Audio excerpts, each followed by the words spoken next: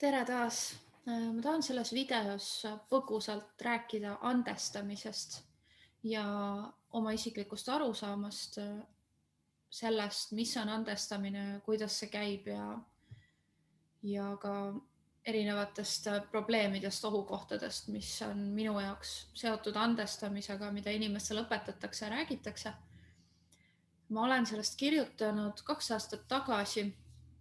Alkeemias ilmus minu artikkel sel teemal. See artikkel oli minu jaoks äärmiselt isiklik, sellepärast et ma olin enda elus just läbimas väga tugevalt andestamise. Ma ei ütle, et andestamist, aga ma mõtlesin sellele teemale palju ja selle nii-öelda võimalikkusest ja võimatusest ja nendest erinevatest omadustest, ohukohtadest, mis sellega seotud on ja kohtadest, mis mind mõtlema panid. Ja ma lühidalt paarist mõttest punktist siin videos räägin, mis minu jaoks on olulised. Mis puudutab andestamist, siis see on väga laialt käsitletud teema, sellest räägitakse üsna palju, seda peetakse justkui väga heaks asjaks, heaks teoks, aga vooruslikuks. Ja selles vooruslikkuses ja headuses just nimelt esimene ohukoht paistabki minu jaoks andestamises. Nimelt see, et meil inimestena me paljusid asju, mis on seotud inimese varjuga, meil on teatud mehhanismid, mida me teeme selleks, et me tahame näida heade inimestena. Me tahame tunda ennast hästi või paremini, kui me tunneme. Me tahame kuidagi mingil viisil olla, tegelikult ka põgeneda. Ja selles peitubki üks esimesi nii-öelda ohukohti minu jaoks andestamises, kui rääkida andestamisest, sellest teost, on see, et minu jaoks, minu arvates andestamist ei saa teha, kellelegi andestada sellepärast, et ma tahan olla hea inimene, ma tahan ennast tunda paremini, ma tahan justkui ühiskonna või kellegi silmis näha parem välja või mingi grupi silmis. See on enesepetmine. Sellepärast, et me ei ole tegelikult sel puhul teadlik oma tegelikest motiividest ja sellest, mis meis tegelikult toimub. Aga see on paljudele ilmselt väga raske nii-öelda sel teemal mõelda, et sellepärast just, et me oleme vähemalt inimesed, kes Eestis elavad ja läänemaailm on kristlikus keskkonnas üles kasvanud. Meil on sügavalt kristlikud juured ja mõjutused ja väga palju on kristlik õpetus edastanud seda, kuidas andestamine on kasulik, vajalik, miks seda peaks tegema. Ja ühiskonnas väga palju räägitakse sellest läbi erinevate ka enesearengu õpetuste, praktikate, vaimsete praktikate, et see on justkui väga suur voorus, kui sa seda suudad teha, kui sa andestad justkui, siis sa vabaned paljustki ja justkui vabaned mingist koormast enda sees ja justkui nagu see on suurim, kõige parem tegu, mis sa saad teha. Aga nagu ka eelmises videos ja see on tegelikult seotud mõneti minu eelmise videoga, mis rääkis New Age vaimsuse ohtudest ja niisuguse vaimsete praktikate kitsaskohtadest ja varjudest. See puudutab vägagi seda videot paljudes punktides ja näiteks selles, et selle andestamise juures, mis inimesed on justkui ära unustanud või ei taha teada või ei taha märgata, on just nimelt see inimese alateadus ja vari. Ehk siis meie paljud teod, meie mõtted, meie soovid on tegelikult meile endale ka nii-öelda meie eest varjul, me ei tea neid. Me ei tea oma alateadlikke kavatsusi tihtipeale, oma motiive, miks me tahame midagi teha. Ja meie teod, eriti andestamine võib seeläbi kujuneda väga kahepalgeliseks ja võltsiks, kui seda teha valest kohast. Ja siin ma tookski erinevusi nii-öelda võltsandestamine, autentne andestamine ja selles autentses andestamise sõnapaaris tegelikult peitubki see võti minu jaoks või tee või lahendus, kuidas jõuda tegeliku andestamiseni.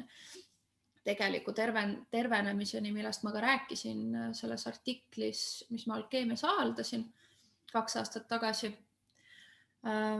Ja nüüd ma tahan natuke rääkida ka tunnetest, mis on väga tugevalt seotud andestamisega ja andestamise protsessiga ja kitsaskohtadest. Ja nimelt meil ei ole õpetatud inimkonnana, ühiskonnas väga palju tunnetest, emotsioonidest, nende tundmisest, nende väljendamisest. Ja selles on väga suur probleem ja see on väga otseselt andestamisega seotud. Sest et kui meil ei õpetatud ja ei õpetata oma tunnetest ja emotsioonidest midagi, nende tundmisest ja vastavalt sellele ka käitumisest ja enda tundmaõppimisest, siis me tegelikult ei õpi ennast tundma. Kui meile ei õpetata tervel, autentsel viisil oma tunnetega tegelemist, siis me ei saa ka õppima tundma päris iseennast, seda, kes me tegelikult oleme. Ja sellest põhimõtteliselt, nagu ma rääkisin eelmises videos, selles protsessis toimub lõhestumine. Tavaliselt mitu lõhestumist inimese psüühikas, aga kindlasti üks väga tugev lõhestumine oleneb inimesest, oleneb olukorrast või sellest traumast, mis ta läbis. Ja tunnetega, miks on tunded andestamise puhul olulised, sest need on need asjad, millest tavaliselt selles protsessis erinevates õpetustes hüpatakse üle. Hüpatakse üle viisil, mil inimest kas siis alateadlikult või teadlikult ei juhendata läbi minema oma tegelikest tunnetest ja seisunditest, olukordadest, kus ta tegelikult viibib. Ja nüüd ma jõuangi selleni, et mis on oluline andestamise puhul, üks esimesi punkte on reaalsus, autentsus, mis tähendab seda, et saada kontakti ja ühendusse nii palju kui võimalik sellega, mis toimub päriselt selle inimesega, kes siis tahab andestada või on mingis andestamise protsessis, kus ta tegelikult on, mitte kus ta tahaks olla või nagu mida on läbi aegade terapeudid mõned teinud või õpetused, et just kui sa nagu viskad mingi teooria või raami peale inimesele, mis tegelikult seda inimest ei aita või see ei peegelda tema päris situatsiooni, seda, kus ta on ja seda, mida ta tegelikult vajab. Ehk siis on terapeudina inimesena või kui sa ise läbid seda andestamise protsessi vaja, üks esimesi samme on see, et olla võimalikult aus iseendaga, kus ma tegelikult olen. Mis mu tegelikult tunded ja mõtted on. Siinkohal tekib kohe üks libe tee või libastumise koht, see on see, et kuna meile on ühiskonnas, inimkonnas õpetatud väga palju seda, et teatud tunded on aktsepteeritud, teatud tunded ei ole, no tegelikult see ei ole nii, aga meil on õpetatud, siis mis juhtub on see, et see tavaliselt ei ole teadlik, inimene hakkab selles protsessis, et okei, et mis ma siis tegelikult tunnen, ta paratamatult eitab, blokeerib, ei näe neid tundeid, seisundeid, mis on tema jaoks tema kasvatuse, lapsepõlve, ühiskonna, keskkonna tõttu mitte soovitatavad või kuidagi häbistatud või ignoreeritud. Näiteks viha, väga klassikaline hea näide, siis sellest kiputakse nagu üle libisema või kuidagi mitte märkama. Ja mis selle tagajärjel juhtub, on see andestusprotsess ei ole täielik, see ei ole autentne, see ei ole terviklik andestusprotsess, sellepärast et sa ei luba endal neid erinevaid seisundeid ja tundeid läbida. Ja sellega kaasnevaid mõtteid, kõike, mis sellega kaasneb, näiteks valu, segadus, süütunne, häbi, see kõik on vaja ükshaaval läbi käia, samm-sammult. Ja siin on väga oluline ka üks protsess, mis on lein, mis on ka lisaks andestamisele üks teemasid, mis on meie paljudes ühiskondades ja maailmas on väga valesti mõistetud ja vähe uuritud. Sest arvatakse, et lein on midagi,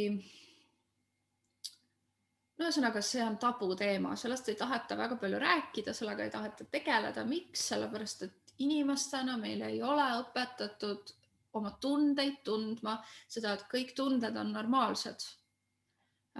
Igasugune raskustunne on normaalne. Mida rohkem sa seda eitad, peidad, ei taha sellest rääkida, ei taha tunda, seda rohkem see nagu mõnes mõttes tuleb üles, manifesteerub kas mingi haigusena, probleemina, situatsioonina. See on vaja täielikult vastu võtta, sellega tööd teha, see integreerida. Leina puhul lisaks sellele, et see on tabuteema, on ka hästi palju väärõpetusi ja kujutlusi sellest, kuidas inimest nii-öelda leinas toetatakse, aidatakse, läbi viiakse. Näiteks sõnad, väljendid, nagu mis leina ajal võidakse öelda, nagu saa sellest üle või ole tugev näiteks kellegi jaoks või et aeg parandab kõik haavad või keskendu millelegi muule, hakka tegutsema, hakka midagi muud tegema.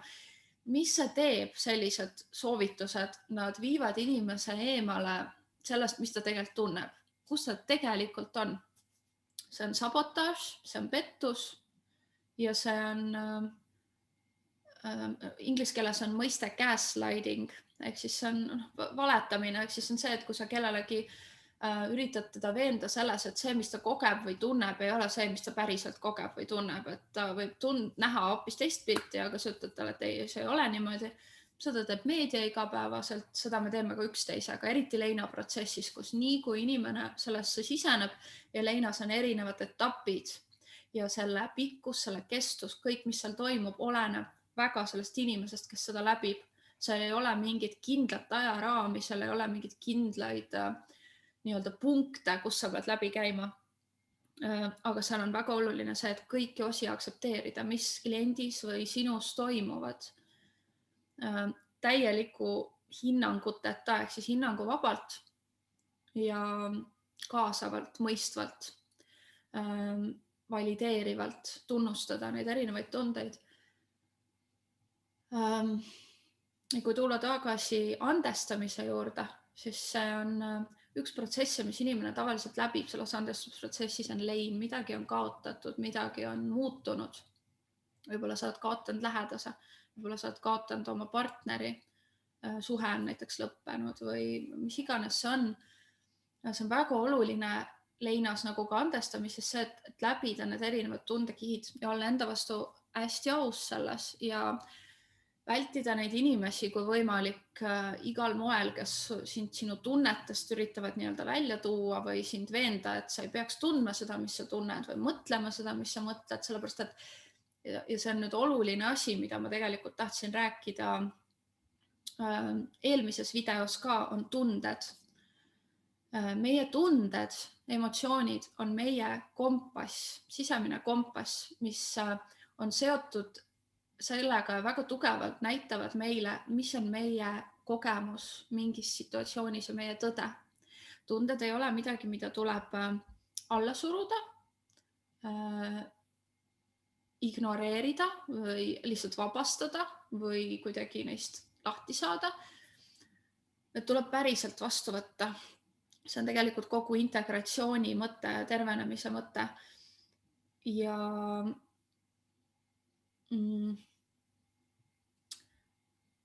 siin ei ole justkui ühtegi sammu, mida saab vahele jätta või mitte märgata. Absoluutselt kõik on oluline, mis selle inimesega toimub, kes kas leinaprotsessi või andestamise protsessi läbib.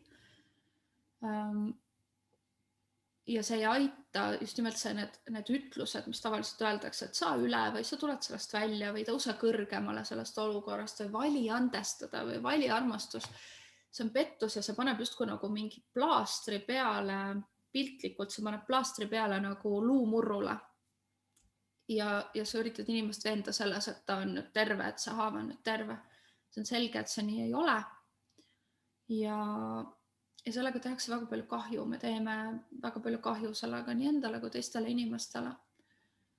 Ja alles siis, kui sa oled läbi käinud selle protsessi, mis on äärmiselt loomulik, nagu iga tunne, iga seisund, kui sa talle päriselt vastu võtad, temaga tegeled, teda vaatad, teda aktsepteerid ja vaatad, mis seal veel on, mis on need vajadused, mis tõdeselt nii-öelda selgub, sest iga tundega on kaasas mingi tõde sellest inimesest või sellest olukorrast.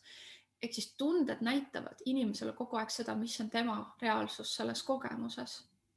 ja see on kompass, sellepärast et kui me tundeid järgiksime, siis me teaksime, mis on meile õige, mida järgida selleks, et toimuks tervenemine, paranemine. Tunnete puhul aitabki see, kui sa lubad endal seda tunnet tunda, kas siis koos terapeudiga turvalises hoitud keskkonnas või võib-olla sa oskad seda ise teha või on sul mingi praktika selleks, et sa lubad endal läbida selle protsessi, sest kui sa lubad endal tunda seda tunnet ja ta päriselt vastu võtad ja kuulad, mis seal kaasas veel on selle tundega, siis sa liigudki loomulikult edasi. See on loomulik protsess nagu hingamine või kõndimine.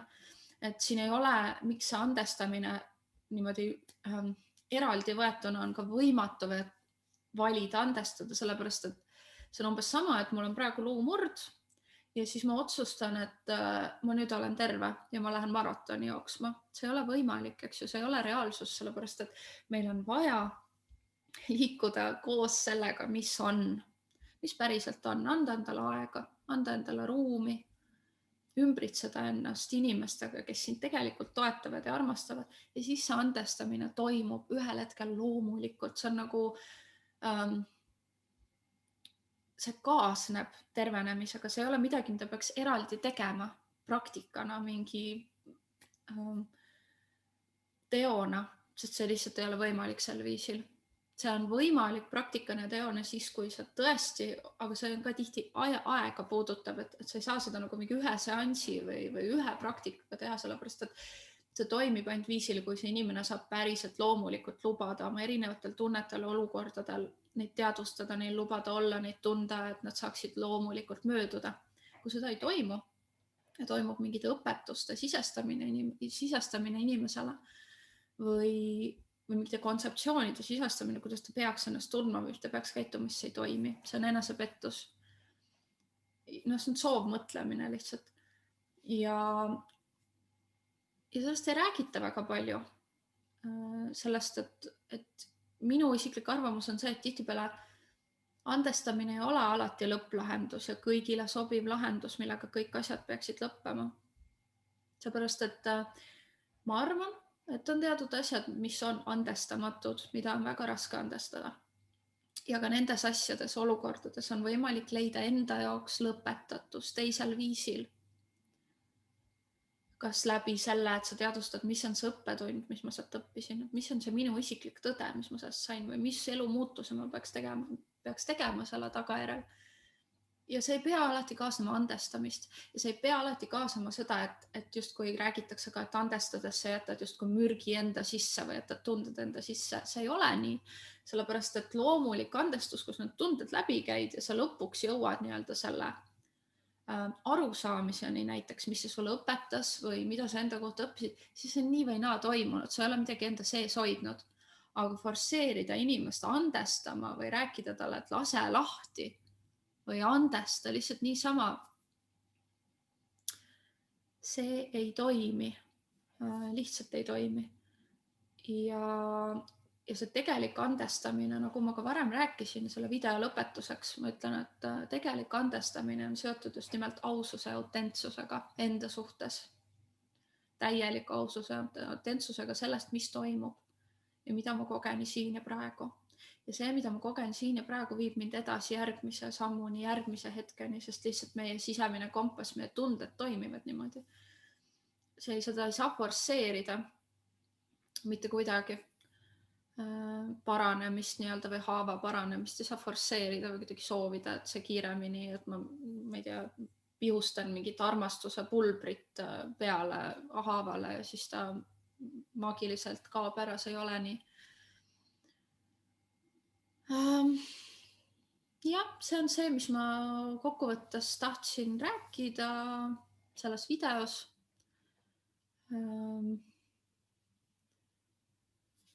Ja ma loodan, et see aitas sind, kui sa seda kuulad, sest ilmselt me kõik oleme oma elus mingit andestusprotsessi läbinud või mõelnud sel teemal või andestanud kellegile või proovinud andestada. Ma loodan, et sa said siit mingit uusi mõtteid või lihtsalt mõtteainet endale oma isiklikes elu küsimustes või kohtades, kus sa oled.